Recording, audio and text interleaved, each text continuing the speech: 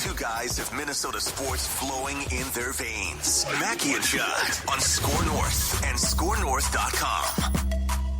Yeah. Reckless speculation. I'm guessing there's going to be some speculation in here. Certainly some recapping of actual things that happened in the first 24 hours of NFL free agency. So let's bring in Darren Doogie Wolfson, our good friend from the 5 Eyewitness News Sports Department, for some inside information and a little speculation about your favorite Minnesota sports teams, namely the Vikings, who, wow, Doogie, that was a 24 hours, man. You add a bunch of key defensive pieces, you draw a line in the sand on Kirk Cousins, and then they bring in their bridge quarterback, Sam Darnold. Aaron Jones, they grab when the Packers cut him for 1 year, $7 million. So one of the more notable, craziest, busiest 24 hours in the last 20 to 25 years of Vikings history. No denying that, Phil, right? I mean, the madness of March, right? We saw it firsthand over the last 24 hours. I'm not sure I foresaw all of that taking place, but, you know, now hearing in hindsight, like, how about some of the moves that they tried to make that didn't happen? Like, they were squarely in on Christian Wilkins. They spoke with Carolina before Carolina struck a deal with the New York Giants about Brian Burns. Wow. There still is some interest in L'Jarius Sneed, right? So what else is still to come? Although on Sneed, let me add that it sounds like there's at least one team that is being more aggressive in talks with the Chiefs, but it certainly looks like the Chiefs are going to make a move on one of the top cornerbacks, if not the top cornerback available. But the Vikings have spoken with the Chiefs, I am told. But yeah, think about all the moves that have happened. Heck, they even signed a kicker. Last name Romo, John Parker Romo. Let's go. It's not some sort of big deal. It's a 1 year make good sort of contract. But hey, he'll be given a chance to win the kicker job come training camp. By the way, they beat out the Rams on that kicker Romo. So the Vikings beat out the Rams. The Rams wanted him. He was down at the Gary Zahner camp. Remember Gary Zahner, Judd? Former Vikings special teams coordinator? Yeah. He runs this kicker, I don't know, for lack of a better way of putting it, camp over the course of a number of days down in Arizona. It's draft eligible kickers, then free agent kickers. So John Parker Romo was down there over the weekend. The Vikings had a scout. Her name is Michelle. She was there. She was wowed by what she saw Romo do, including making a 64-yarder, multiple 60-yarders. So the Vikings moved fast. I'm not sure they wanted to, but they moved fast to secure a kicker for a training camp battle. Now, I am not told they are on the cusp of re-signing Greg Joseph. Like, that hasn't been on their radar. I don't sense they're going to sign Nick Folk, but I think right now is probably the best free agent kicker. So I think they'll end up bringing somebody in after the draft. I guess I would be surprised if they draft a kicker, but some good kicker will go undrafted. But certainly this kicker, John Parker Romo, has a chance to win the job come July and August. But yeah, Sam Darnold, like, we knew about that. You know, Aaron Jones, I'll tell you how that came about. So the Vikings do the deals with Grenard and Van Ginkel with the Rosenhaus agency. Well, Rosenhaus also represents Aaron Jones. So the Packers go to Aaron Jones and say, hey, we want you to take for a second consecutive year. Aaron, we want you to take a pay cut. Well, Aaron, Drew Rosenhaus, others are like, whoa, we already did that once. Why do we need to do that again? So the Packers then move on Josh Jacobs. But guess what? Like, it seems like the Aaron Jones thing moved fast, and I guess in some ways it did. But there was some chatter as the Vikings are corresponding on Grenard, on Van Ginkel, that, hey, Aaron Jones may become available. The Vikings kicked the tires on Tony Pollard. They did not on Saquon Barkley, but there was some interest in adding a running back. Okay, Pollard goes off the board to the Tennessee Titans. But in that correspondence with the Rosenhaus people, lo and behold, they find out, hey, Aaron Jones is a legit option, so the Vikings moved fast late last night on that. Interesting stuff.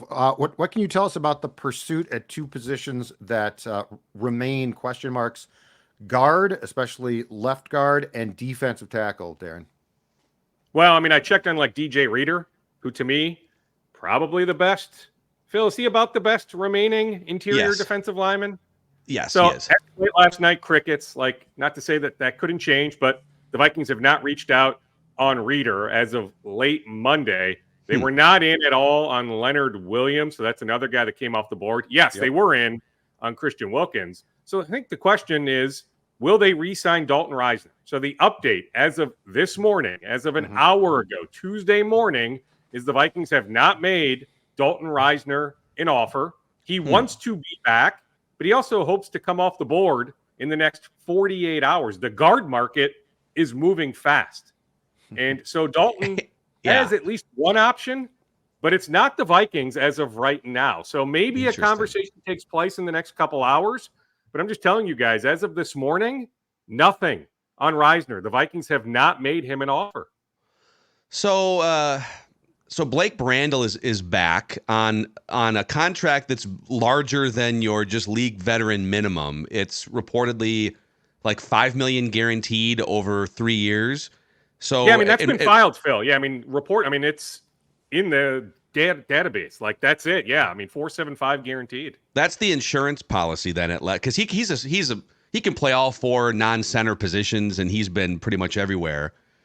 Is that insurance at left guard? Do you think do they draft someone on day 2 or 3? I mean, there's other options I'm sure that are just less expensive and less established than Dalton Risner, but if they don't sign Risner back, it feels like very much bargain bin hunting or take your chances in the draft at left guard, right?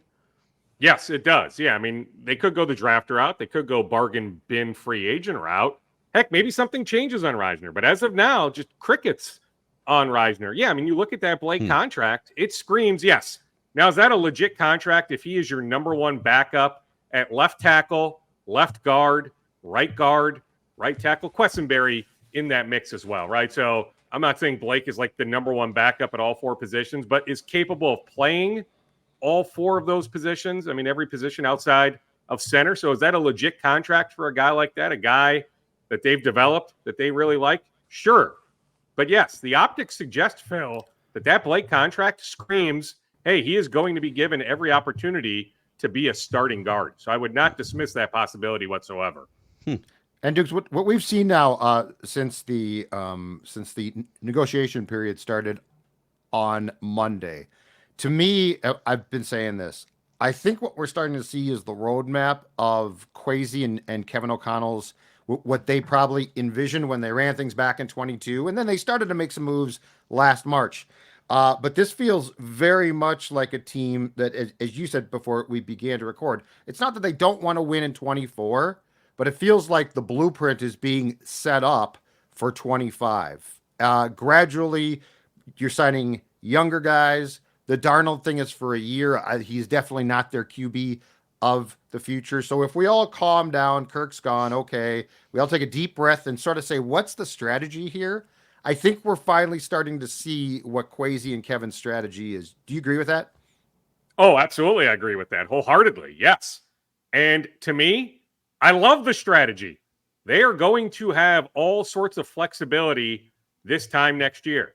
Not a surprise, but they are going to draft a quarterback pretty high, right? So that will be the quarterback of the future. Now they need to hit on that quarterback.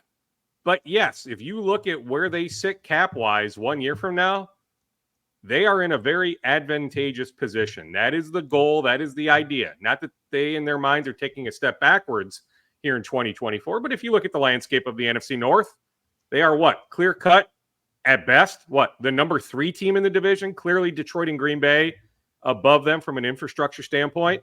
And hey, depending on what Chicago still does here, right? You could make a case Chicago right now is above the Vikings. But if we want to have that debate, Vikings, Chicago on that 3 line, the other team on the 4 line. But yes, right? Like, hey, yeah, maybe you take a little bit of a step back here in 24 to be in a perfect spot 1 year from now. But the key, I'm telling you, whether it's JJ McCarthy or someone else, you need to hit on that rookie quarterback, but they are confident that they'll be able to do that. Yeah. And right, it's so early now. I mean, you've been talking about the Vikings looking at JJ McCarthy all throughout the college football season. Do you have any semblance of who they like, number 1, number 2? I'm assuming Caleb Williams is going to be put off to the side over here, but I feel like any of those other guys, depending on the order in which they fall, could be available to jump up and go grab, especially if one of them falls to like 4, right? Is it JJ McCarthy right now, or do you have any? Are you just speculating purely at this point? Yeah, I mean, it's more the speculation. I mean, do I feel like, I guess, speculation-wise, that they really, really like JJ McCarthy? Sure. But hey, we know about the Josh McCown connection to Drake May, right? Like you can make case Drake May, his skill set would fit very well in a Kevin O'Connell offense. All right. So like, I'm not saying it's JJ McCarthy or bust. Like I would absolutely do a lot of homework right now on Drake May. Heck, I'd do enough homework on Jaden Daniels. I wouldn't necessarily do that homework on Caleb Williams. I just don't see a scenario where they end up with Caleb Williams. So to me, it's one of those three with still Nix, Penix on the outside, but I'm not dismissing those two. But I would key in this order, McCarthy, May, then Daniels, then Nix, then Penix Jr. But yes, like I don't know exactly, Phil, how they have those guys stacked. Heck, we still have some pro days to look at. Like Bo Nix has his pro day today. The Vikings will have representation. Heck, Spencer Rattler is throwing right now at the South Carolina pro day. The Vikings, this is noteworthy though, they only have an area scout at the South Carolina pro day. I'll find out later who they have at the Oregon Quasey pro didn't day. make that trip. It's not like they have, high-ranking front office officials at South Carolina. So that may tell you, hey, sorry, okay, Kirk. Spencer Rattler, good prospect, but we don't need 5 people there watching you. Sorry, Kirk. Hey, I got to cut these conversations short. I'm in South Carolina for Spencer Rattler's throwing day. So, hey, Larry, if you can close up the hardware store a little bit early to get over to Rattler's Pro Day, we'd really appreciate it. Hey, Dukes, on Kirk, what have your spies told you about how that went down? Because clearly it sounds like they really were talking into Monday. I got to imagine whoever called the Vikings and said, hey, here's what Atlanta is offering, that the Vikings are like, well, thanks for your service, bye. But what did you hear about that? Because to me, at the end of the day, the Falcons contract was not matchable. Oh, not even close. Yeah, the Vikings were not touching what the Falcons gave him. I mean, they also gave him a no trade clause, right? Like, so he's got the no trade clause. It's essentially, to me, it's $100 million guaranteed because the extra $10 million is guaranteed this time next year after the first year. Yeah. So like, to me, it's $100 million guaranteed. If you want to look at $90 million because the first 2 years fully guaranteed, fine. But to me, it's $100 million guaranteed. Like he's going to hit $100 million. The Vikings were not willing to do that. I don't know, Judd, the exact price point the Vikings were willing to go to. But what I do know, it's clear as day, they were not willing to enter the stratosphere of what the Falcons did. Yeah. So there was some Justin Fields steam there for a while and a couple sports books before. Yeah, that's a no-go, right? Can you just provide an update on that? Yeah, I mean, no dialogue, as of the last 24 hours. I mean, I can tell you the update, no dialogue with Chicago. Like I have that nailed down. Nothing. Crickets, zero. Nothing with Chicago. So if something changes moving forward, I'll report as such. But right now, no. It doesn't make Justin sense. Fields has never been on their radar. But the Bears at this point look to be relatively screwed there. Like at the start of this entire process, it was like, can we get a second round pick? A second round pick would be great. Now, teams are filling in their needs, unless a team like the Broncos, which I don't think Sean Payton is touching that, but it's an interesting conundrum because the Bears are basically forced with, and I don't think that this would occur within their division. They're basically forced, unless something comes up, to give him away if indeed they're going to replace him. Yeah. Where before it was, let's get a second round pick and we'll have more draft capital. I don't think that that's going to be the case. It looked like a lot of teams have filled their needs and are like, hey, if Justin Fields costs that much, we ain't buying, especially since we know that you're desperate to get rid of him. Correct. Yeah, I mean, I would think at best at this point, are we talking a day 3 pick? I mean, Mac Jones goes to Jacksonville for a day 3 pick. By the way, the Vikings were never in on Mac Jones. They were never in on Russell Wilson. I mean, it's pretty clear to me that Sam Darnold was always the number one target on their bridge quarterback board. But yeah, on Fields, like a 4 or a 5 at this point. I mean, certainly a day 3 pick. I don't know how you get a day 2 pick because I'm with you, Judd. I can't come up with a logical landing spot. Like I can come up with a landing spot as a backup. Like I can make a case he'd look good in Philadelphia backing up Jalen Hurts, right? Something along those lines. But like, yeah, I can't come up with like this obvious fit where he's the day 1 starting quarterback. Yeah. So on Sam Darnold, now I understand fully that his role is to come in here as an insurance policy, a warm, experienced body in a room, and he will be there to just sort of stand behind or maybe stand in front of for a few weeks whoever they draft in the 2024 draft. This is not about Sam Darnold, even though he's only 26 and is a former top 10 pick. It's not about Sam Darnold being a reclamation project to carry the franchise. Now, if that happens, okay, a bonus for the Vikings. But why Sam Darnold over all the other bridge quarterbacks? I mean, to your reporting, this wasn't just like a game of musical chairs that they lost out on, bridge quarterback musical chairs. They've clearly had Sam Darnold in their sights for weeks and weeks over a Jacoby Brissett, over a Gardner Minshew, and some of these other guys. Why Sam Darnold?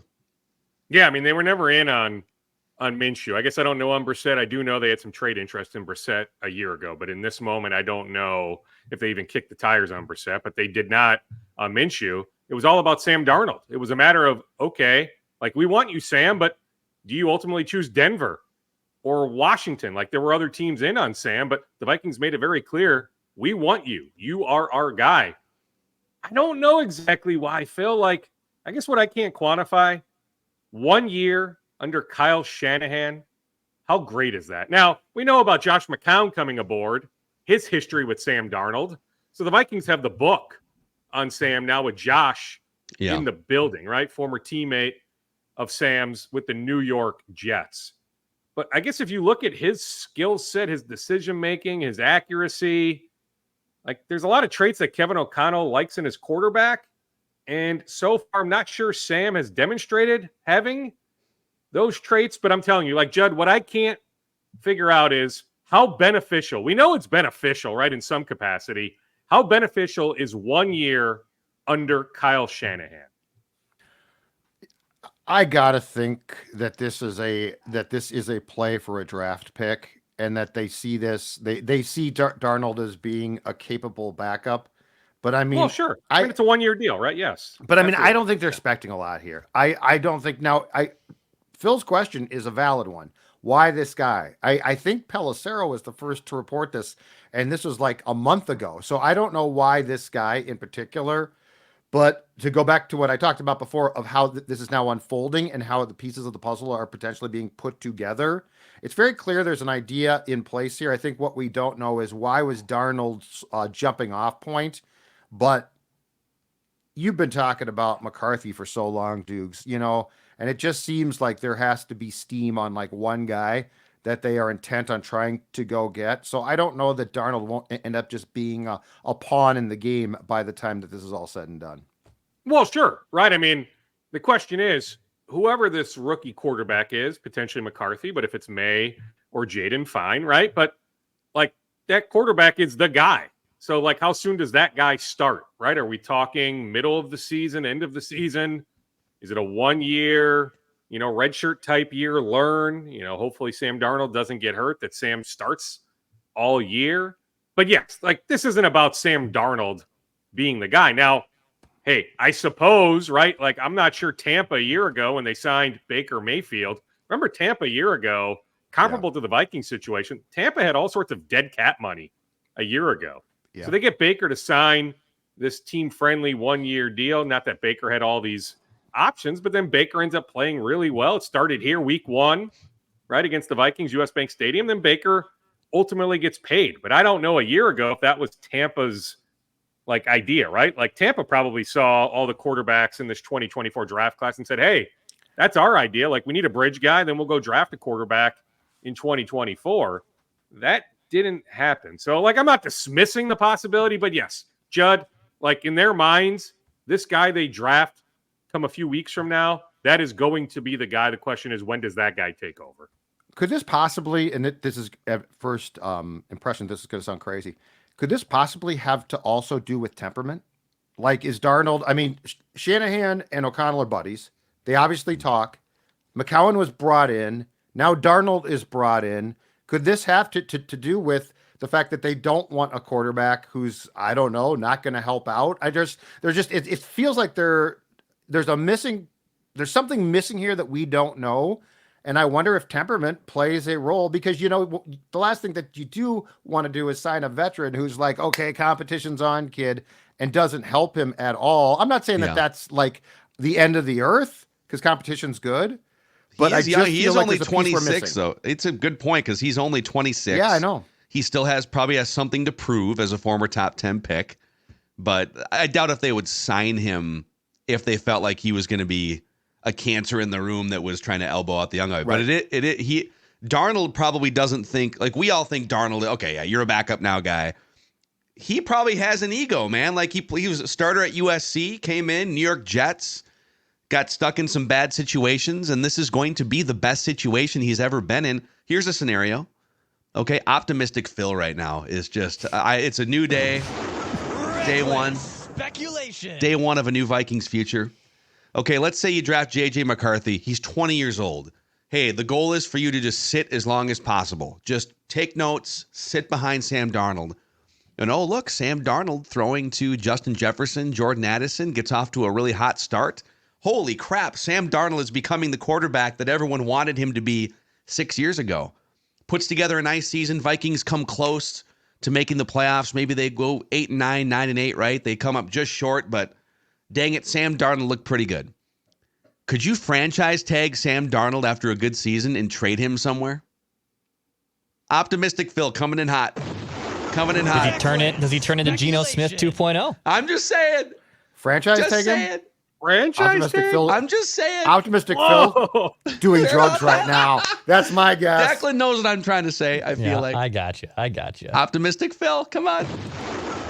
Holy cow, franchise tag. Where's the Hall of Famer, Sam Darnold? Let me have this. Carve the right now. bust. Carve the bust. I will say, yeah, I'm not sure about the franchise tag, but I will say, I mean, you laid it out a little bit, but then you consider, these elite tackles.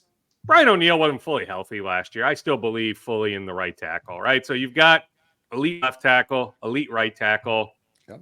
There's a belief that Hockenson is going to be back at some point, that this Achilles injury, it's not some sort of death sentence. All right. So, yeah, you've got options. Not Achilles with Hawk. What was it? A PCL, MCL, whatever it was when he got hit by few ligaments. Kirby Joseph. Yeah. Ruptured. Yeah. Ligaments ruptured. So you're going to have him back. It may not be week one, but soon thereafter, right? So you still believe in having this top five-ish tight end. You've got these two elite receivers. They're trying to bring back Brandon Powell, so maybe he fits in. They're not trying to bring back KJ Osborne, but maybe draft a receiver as well. But you've got options, right? You've got a really good offensive mind as the head coach, right? That's the belief, at least. A really good play caller.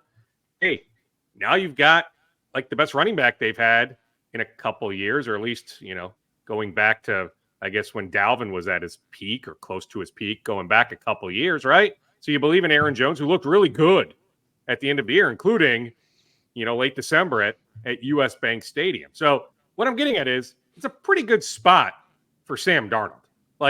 Everything is pretty much in place for him. To me, it's now or never. 26. What's going on? Now's your time to shine. If you're ever going to shine, it'll be now here in 2024 with the Vikings. No love for no interest in my guy Drew Lock, Doogie. There was no interest in bringing in Drew Lock as the bridge guy to be the next franchise tag quarterback. No, okay. I did not hear. Jameis Winston just signed with the Browns. Yeah, eat those W's. I saw people asking for Jameis. Why aren't the Vikings going after Jameis Winston? Our guy Eric Eager was pushing that. Yeah, and the Vikings were not in on Joe Flacco. Yeah. Maybe they should have been last year. They weren't then. They weren't now. Joe Flacco was never an option. I can't tell you why, but Joe Flacco was never an option. Well, Joe Flacco should just go chill like he did last year until about week 7, and then a desperate team can give him a call, and he can carry him to the playoffs. Hey, before we get to the rest of Doogie's scoop bag here, Judd, let's talk about our friends at Finch Home Solutions and how they can help you, Purple Daily and Score North listeners. You know one thing, and that's when that van pulls up in front of your house. That's right. Honking its horn, and it's there. Look at that. And look at that. That van looks very much like a team that a lot of people in this state love. That's right. Finch Home Solutions. No bigger Vikings fan than Cody Finch. He's passionate about football. He's passionate about protecting you and your home too. And Finch Home Solutions will handle all of your electrical needs, big and small, car chargers, panel replacement, electrical repairs, and more. We are talking from big to small. Finch Home Solutions can take care of it. I'm going to tell you right now, I've used them. Fast, efficient, courteous, absolutely outstanding at what they do. Also, a bunch of specials, including this one, $199 right now for your whole home to be inspected, a safety inspection for your electrical panels and all of those things. Incredibly important, of course, because you want to protect you and your family. That is ordinarily $357. Again, $199. Just give them a call, Finch Home Solutions, 612-357-2604, or visit them at finchhomesolutions.com, finchhomesolutions.com. Also, a shout out to our friends at Zero Res with a 4.9 rating on Google with 17,000 reviews. Zero Res is here to deep clean your home. Spring cleaning time, folks. Get on into those air ducts, those carpet fibers, and get 3 rooms zero resified starting at just $129 when you ask for the Score North special. Plus, take $75 off when you get those air ducts zero res clean. 952-0-RES or zeroresminnesota.com. Say you want the Score North special. Spell it forward or backwards. It spells the same. Zero Res. Doogie, what else is left in your scoop bag here? So the Vikings save roughly $2 million and change on Dean Lowry. There wasn't an interest in him taking a pay cut. At least that's what I'm led to believe. That was a pretty logical move, but that does happen. I mentioned some interest in re-signing Brandon Powell, some interest in re-signing linebacker Troy Dye, but yeah, still nothing on Reisner. I'm just going through some text messages. Let me see if I'm forgetting anything. Yeah. Little Kirko Chains. Tap dance for a second. I just want to make sure I'm not Jordan forgetting Hicks has gone to the Browns, anything. correct? Yeah, there was a little bit of interest. I mentioned that last week. Yeah. But, good for him, right? I mean, I didn't think he'd get 2.8, even if they can get out from underneath it after a year. But, hey, good for him, right? And that's a good situation with Cleveland. Yeah, I mentioned the Brian Burns note. I mean, maybe the biggest surprise is Danielle Hunter is still out there. Now, the Vikings knew going back many days, that's why they moved so fast on Grenard. They knew that it wasn't going to work out with what Danielle is hoping to accomplish here in free agency. But I find it interesting. Now, hey, we may have some news here this afternoon that Danielle is off the board. But the fact that he got through the first night, that to me is very surprising. But zero surprise, huge surprise that the Vikings and Danielle are going to part ways. I think they're asking for too much, Dukes. I think they're trying to. His agent is trying to make up for that bad second contract. Sure. And he's going on 30. He's missed a full season. He's missed half of a season. I think that bite at the apple, unfortunately, was forfeited when he signed that really team-friendly contract with the Vikings that then got reworked 4 times. But the Bears are that's not our problem. 100%. No. Nor should they be. Sorry, buddy. Well, and I mean, Houston would make some sense. I mean, after losing Grenard, wouldn't the Texans, who have money, wouldn't they make some sense to sign Danielle? So he may get paid. Heck, the Vikings love him. Brian Flores loves him. He loves it here. I can't foresee after you invest the money you do in Grenard that there's a scenario where Hunter's back. But the Vikings moved on Grenard because they knew going back many days they just weren't going to come to a happy medium on the Danielle Hunter front. Yeah. Awesome stuff here, Dukes. Any other things left in the bottom of that scoop bag here before we Sure. say I mean, if you want to transition to the Wolves. So we should have some news later today about Cat's surgery. So Karl Anthony Towns, the meniscus injury. He's out in Los Angeles. It's that famous doctor, Dr. Neil E-L-A. I don't know how you say his last name. Is that how you say it? I think that's correct. He's the guy. He operates on all these athletes. If you Google Dr. Neil, E-L-A something, T-T, Declan, maybe you can find it. He's done so many high-profile athletes. No, I'm actually doom scrolling through the Cousins Crusader Twitter it's over, post right now. It's over. We can all go home. We have no content left. Somebody check on Paul Charchian, please. I mean, he is going through it the last 24 hours on Twitter. Yeah, he is. My God. It's going to be okay. They didn't say goodbye to Tom Brady in his prime. Just calm down and take a deep breath. Dr. Neil. Hey, you know what? Ella Trash. If you're a Kirk fan. Ella Trash. I looked it up for you. Ella Trash. All right. So anyway, surgeon for the stars. So anyway, Cat's out in L.A. I was told the surgery is today. There is some level of optimism that his season is not done. Now, what does that exactly look like? Yeah, we know they'll reevaluate him in a month. So we're looking at April 12th Could he play game one of the playoffs? Is that third weekend, first weekend after the regular season ends, obviously. Regular season ends on like a Sunday, playoffs start that next, Saturday. So I believe it's April 20th or April 21st. So we're about 5 to 6 weeks out. Could he be back for a game one of the playoffs? If he is, what does he look like? But I can just tell you, even with some of those questions, the Wolves are relatively optimistic that Cat has not played his last game this season. Rudy Gobert expected back tonight against the LA Clippers. When looking at the Western Conference standings, some of the doom and gloom with the Cat injury is, oh no, are the Wolves going to fall to fourth?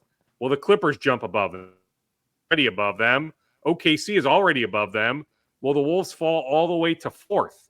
Who is going to be the 5 seed? Could it be Wolves versus first round of the playoffs? We still have a little ways to go. Heck, if the Wolves can find a way to win tonight, the Wolves have the tiebreaker, right? That would be the third win over the Clippers, so they would secure the season series against the Clippers. So you think about tie-breaking components. Tonight, a pretty big game. So there is optimism that Rudy Gobert will be back tonight. Yeah. By the way, Alec Lewis from The Athletic just posted a video of John Parker Romo, the Vikings' new kicker, hitting a 73-yarder in wind. Looks like the wind's at his back, but hitting a 73-yard field goal.